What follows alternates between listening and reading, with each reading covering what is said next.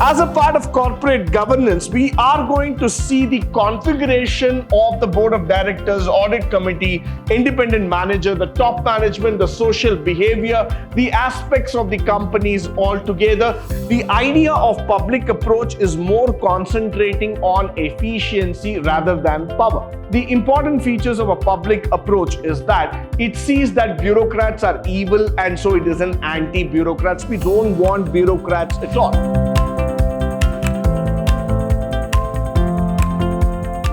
Good morning and welcome to the first session in Chapter 2, Unit 1, 4th semester B.Ba, Good Governance of India, where we are going to talk about theories of governance. Now, when we talk about the word governance itself, this is a term that has been coined in the new economy. Rather, I would call it as the postmodern, post-industrial, post-capitalistic, post-structural or traditional kind of a factor where we have transitioned from the government base to that of governance base. So what I'm going to talk about here is about the changes that the system has brought in terms of the factors of how to govern the nation, how to bring in changes, moving from an administrative perspective and trying to bring in development from both socio-economic aspects as well as from the environmental process. Now, human society has gradually shifted focus from manufacturing to the automation factor, which means we have moved from individual knowledge towards to the group one, and the importance of communication is being emphasized. Overall, if you see that this development has been a very, very crucial one for the mankind. Why? Because initially we were relying on the knowledge, the intellectual capital of a person who used to drive the process. Now, when we are talking about technology and development, we see that the process gets initiated even more technically advanced, and you would be able to see that the demand function in terms of making the manufacturing even more accessible, making it even more flexible, and delivering it to the customer have gone on the higher scale altogether, which means to say that the importance of communication, each and every stage, the consumer is aware about his product. The consumer knows exactly what is happening in the market. Now, moving further, in the new framework of economic development, especially of the organization, management organization approaches are changing towards corporate governance mechanism. What is this mechanism which we are trying to look into? It is that it allows the shareholders to ensure the company shares which they are holding manage to be in accordance to their own interests. Now, we are giving a deeper insight to the shareholders of the company to know more about the functions, to know more about their profit and loss, to know more about the operational factors altogether. Earlier, what we used to do is that if I'm a shareholder of a company, what my interest was only in terms of dividends. My interest was not to know more about the operations or the scalability of the company. But today, when I talk about corporate governance, I am interested to find out from each and every aspect of the company, trying to make myself clear about the factor that I have invested in the right place at the right time. So today, when I talk about companies like Tata Steel, Tata Motors or Infosys or Reliance, or I'm going to talk about Apollo Hospitals or going to talk about Britannia or Nestle, what is that they have taken in the steps of a corporate governance mechanism that could actually make a shareholder feel secured about his investment? So that is the key topic today. Followed by the fundamental theories of corporate governance are rooted in the agency theory, with the theory of moral hazards implication developing, the stewardship, stakeholder, all those factors which are coming in with the dependence theory, transaction cost, and then the political theory. Later to this, many theories have been added up all together. So what we are seeing here is that there's a whole lot of theories that has been added up in terms of understanding corporate governance, but nevertheless, we are not going to get deeper into it. trying to just go more and more exhaustive about it, but rather we are going to look into two important factors of the public and the private theory. But going forward, what we want to see here is that as a part of corporate governance, we are going to see the configuration of the board of directors, audit committee, independent manager, the top management, the social behavior, the aspects of the companies altogether. Plus, we are also going to talk about the variables such as the configuration in terms of how the company is being performing. Nowadays, whenever you read newspaper or whenever you go through the Instagram or any other social media which is going to talk about the changes that have been brought in management, whether it's going to be about public as well as about the private organizations, what has been very, very important for the public is that every small change that the board wants to do or they are planning to do has been brought to the limelight, which means the awareness that has been created among the general public is on a very high scale. Which means to say that the companies cannot go back tomorrow in terms of their words or actions. It is very, very clear. And at any point of time, if you are trying to shuffle back in terms of your words, in terms of your action, and that's going to cost very heavy in terms of your share market altogether. So what is happening today is that corporate governance is providing you a path. It's trying to tell you how exactly you need to deal in the market in terms of delivery, in terms of share, in terms of growth, and how to keep your shareholders intact in terms of the performance altogether. Whenever you go through Google and you find out the top 10 performing companies in terms of dividend yield or in terms of ROI, you also need to understand that these companies have also been performing extremely well, cautious enough in terms of the governance model, because all those things will tell what kind of relationship, what kind of image, what kind of personification does the company hold in terms of the public interest, in terms of the shareholders altogether. Followed by, let's go to the public choice approach altogether. This theory is very, very important as a part of your syllabus. Why? Because during the decades of 1960s and 70s, it was a time when bureaucrats ran the government and the role played by the state was highly criticized. In response to this, the government tendency was to limit the governmental activities. Scholars suggested several reforms to limit it, but nevertheless, this was not working out. What we were actually trying to bring in here is the word called as decentralization of power. We as a country loved that era, loved that feature of red tapeism.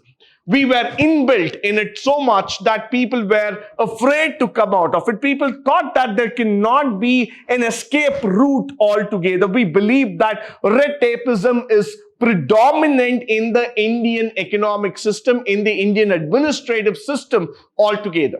What the government actually wanted is that break out the hub and spokes model and try to become a decentralized unit, trying to give more autonomy to the state, more autonomy to those individual institutions and organizations which could run even better. But then that was a very big challenge 40 years back. Now, what was the public choice approach all about? Among the suggested reform, the public choice approach was one among them, where the motive of the government was by studying it through the economic approach, the political process, institution, public policy, types of bodies that were studied from the economic perspective. So now we are going to study this entire theory from an economic perspective altogether. Now, what is that we are going to come here? This theory was coined in the year 70s and started gaining importance because as a discipline of public administration. Now, a great person named Vincent Ostrom considered this approach as one of the most important one because he understood that these ideas can be replicated. These are when the economic ideas are applied to something, it brings out efficiency and rationality. The idea of public approach is more concentrating on efficiency rather than power. It is concentrating more on the output rather than the control mechanism. So that's where the public approach is a very, very important theory. There was a time in India where we started understanding that it is not just the person who holds the system. It is more about whether the system is able to function smoothly, deliver the output, and make it sure that we are able to give the public what they exactly want. So that is why I talk about the efficiency and the rationality. What is the logic behind running a system? How do you feel that if there is a public organization, it needs to be run in a particular manner? Why don't we give that autonomy to that? That's exactly what we were trying to understand in terms of the public approach.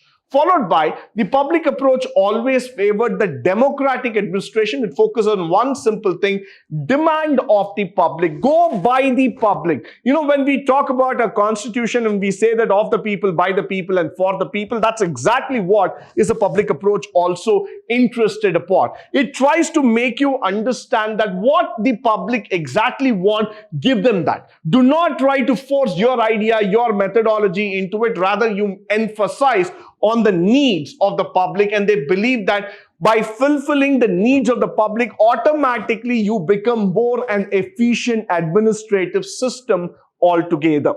Then when you look into the country called Japan, the Japanese government understood that you will not be able to run a system just out of the central government powers. What you need to do is that build in a system that gives the public to participate in every single policy, every single decision that has been taken. And that's probably one of the reasons Japanese were able to understand the autonomy concept very fast, and they were able to create such a country, such a technologically superb in terms of their growth altogether, and that made them to propel faster in every walk of life. Followed by the important features of a public approach is that it sees that bureaucrats are evil, and so it is an anti-bureaucrats. We don't want bureaucrats at all. We can run the system by ourselves. We'll allow the public to be a part of it. So we don't want this. So the only reason for removing bureaucrats is that they always look for their own interests at the expense of public. So I am more interested in how much I make. I'm more interested how much money I can make out of a project. How much will be my interest, my share and gain, which I do not want to come here. Plus, I want to prove the factor that by providing services that encourage the institutional factor and the pluralism, I'm more concerned about the factor that it should be a benefit for all rather than a benefit for someone in particular. So the public approach is more of this kind, where we go in terms of creating a rational mechanism by which everybody can be benefited. Now, the next one, the important features that we are talking about is that it's a critic of bureaucratic administration, where we see the bureaucrats are considered to be self-seeking by nature, and where the politicians work for maximizing their own interests rather than benefiting through the local citizens or the state. The public approach always uses economic logic altogether during the problems related to public service distribution. It always supports a democratic decisions making centers, popular participation altogether. So that's very, very important for us. Why? Because people say this very clearly. They find out from this factor. Whenever you're going to talk about that economic growth, that economic progress altogether, there are some challenges, there are some factors where it is trying to go against the democracy by going for the factor that if you're giving it more to the bureaucrats, it becomes a kind of control mechanism. But the public approach is more about making it democratic, giving the public to voice out their opinion, come out with their best ideas possible. Now, the public choice theory, which we have been looking about, is that where we try to make public administration more efficient and responsible. Mark these two words. These are very, very important. Efficient and responsible. Why? Because whenever we talk about the institutional pluralism, I'm marking this word pluralism, that is for the benefit of all, which helps in improving the standards of service, and it provides the public with a choice called of a broader range altogether. It helps them to give more choice. It helps them to select from the various options given, and you will be able to choose and make a better decision for your growth. Now, the second thing here is that it also gives you the replacement with that democratic administration to increase in terms of public goods and services. Now, when you started seeing the metro coming up in the city of Bangalore, the Silicon Valley of India, you could probably see the public-private participation altogether. The BMRCL, the Bangalore Metro Rail Corporation Limited, is one of the right examples which started from the DMRCL, the Delhi Metro Rail Corporation. Why? Because what we were interested is that to bring in this public-private, because it can run efficiently, plus it can give the citizens an option to choose for a better, faster and an efficient transport system. And at the same time, it also gives a very good revenue to the state as well as to the private corporation altogether, though people might find it slightly expensive, but still it is able to satisfy the needs of the citizen where the traffic congestion is very, very high. Now, exactly like that, so we try to see that it aims for the freedom of all consumers and welfare of them. Now, whenever you see the airports in India, which got completely decentralized, and you started seeing public companies and private companies joining hands together in terms of creating international airports and maintenance services and system, what happens here is that the government's monopoly first starts coming down. So you don't have to always depend on the government and keep saying that government will come, government will protect, government will take care. No, we don't want that. Rather, we are able to enforce and bring in a better supply of goods towards the consumer by providing better quality, by ensuring that they are able to give us better service, and at the same time we are able to see that the betterment of people by, the choices becoming more and more broader.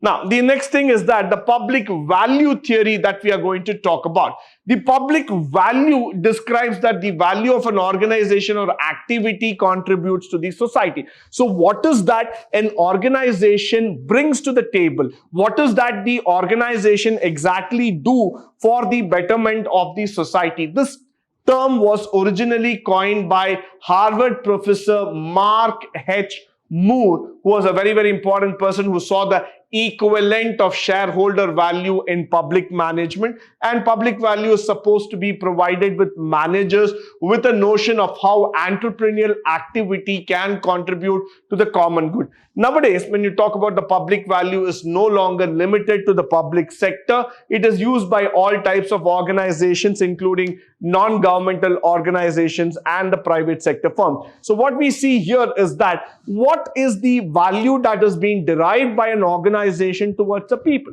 So if I'm going to put some money on Nestle or in MRF or in Britannia, or I'm going to put some money in Tata Steel, or it's going to be in Tata Consumers, what is the organizational value that is going to be reflected towards the consumer? That is more important in the modern day. So any activity that is done by the organization has to bring in some positive contribution to the society. If it's going to create a negative image or an impact towards the society, that would be probably the last day the consumers even want to look into the company. Now, recently, when the Adani companies were completely shattered by the Hindenburg report, we were able to understand the impact from the shareholders' side moment the negative news that gets come into the market that gets impacted towards the share. So what happens here is that every movement that is done by the company has to be carefully calibrated. It has to be calculated. It has to be precedented in such a way that it has to bring in some value to the table. So that's very, very important for the organizations today. Followed by the definition that we are going to talk about in the public value, where we see that it equates managerial success of public sector with initiating, reshaping the factors altogether. Plus, we also see that in a reason system, what is the high qualified manner, the high quality delivery that comes in consistently for the user needs. Let me make the slide very simple for you. Let us even put here, for matter of fact, Tata Motors as an example. Tata Motors is one of those leading initiative companies which took the factor that we want to make our vehicles go electric, because they understood that the need for the society to recognize and bring down the pollution factors. So when Tata Motors started bringing in electric vehicles into the market, they also want to send in a message saying that they are highly concerned about the environment. Now, most of us know that when Tata Motors became, the Tata Group, which became the promoters of the IPL Cup, which is going on in the year 2023, Tata Motors took the initiative of providing each and every vehicle with a purpose, telling to the public what is the importance of going electric. So whenever you see the advertisement, you have that environmental impact coming to the minds of the consumer with the cost-saving factor. So to the extent at which your success is being accepted and agreed by the public really makes a difference in the society. Followed by the conclusion factor, where we are going to talk about for today's class, where history is emphasized the development of theories and models of corporate governance. And in fact, there is no single form of effective governance. So I would always say that there is a mix and match that needs to be achieved, that needs to be arrived upon to get the best governance model in place, followed by the transition of capitalism, where we are going to move towards that capitalism where private organizations are going to be given better participation rates altogether. Companies have become very, very stronger, while the governments have tried to give out the domination. They have given that space to the companies because of the economic implications. Today, when you look into Indian Railways, which was the largest employer in India, has tried to shake out, has tried to ruffle out its feathers altogether by making the model more of a public-private partnership. So when you look into the IRCTC model, it's more of a private organization rather than the government domination coming into picture. So like this, there are several organizations where we see that the participation of the private companies are increasingly going high in order to make the governance even more acceptable. With this, I come to the end of today's session. I hope and believe that all the theories and the facts that have been told through this presentation would be of a great value to you in terms of both for the examination and also in the modern walk of life. Until we move on to the next session, I would request all of you to please go through this session, understand the models, and keep yourself always enlightened. Thank you once again for joining me today on this wonderful session. You have a great day ahead.